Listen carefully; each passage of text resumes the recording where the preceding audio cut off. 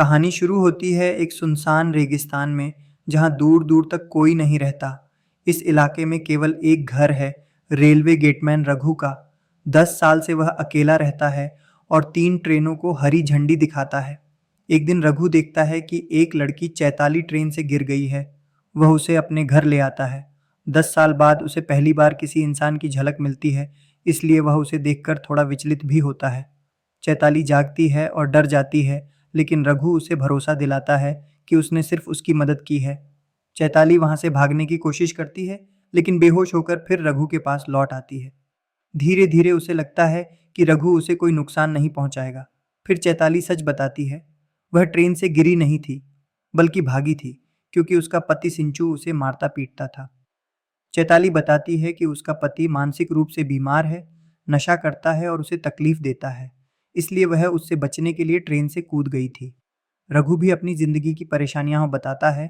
उसकी पत्नी ने धोखा दिया था और उसके परिवार ने उसे छोड़ दिया था। दोनों एक दूसरे की तकलीफ समझने लगते हैं। लेकिन एक दिन चैताली को रघु के घर में पुराने अखबारों की कटिंग मिलती है, जिनमें लिखा है कि एक व्यक्ति ने 4 लोगों की हत्या की और फरार हो गया। उसे शक होता है कि रघु कुछ छिपा रहा है। इसी बीच चैताली का पति सिंचू उसे ढूंढते हुए वहां पहुंच जाता है। वह रघु को बताता है कि चैताली का असली नाम शिखा है, वह उसकी मरीज थी और मानसिक रूप से अस्थिर है। अब रघु कंफ्यूज हो जाता है, कौन सच बोल रहा है। चैताली कहती है कि सिंचू झूठा है। सिंचू कहता है कि चैताली बीमार है। अंत में चैताली और सिंचू के बीच झगड़ा होता है और रघु सिंचू को मार देता है। लेकिन अचानक रघु को अस्पताल की रिपोर्ट मिलती है, जिसमें लिखा है, डॉक्टर सिंचू और पेशेंट शिखा। यह देखते ही पता चलता है कि असली सच्चाई कुछ और ही है। चैताली ही अस्थिर थी और उसका इलाज चल रहा था। चैताली रघु पर हमला करती है, लेकिन रघु उसे भी मार देता है। अंत में खुलासा होता है, असली साइकोपैथ रघु है।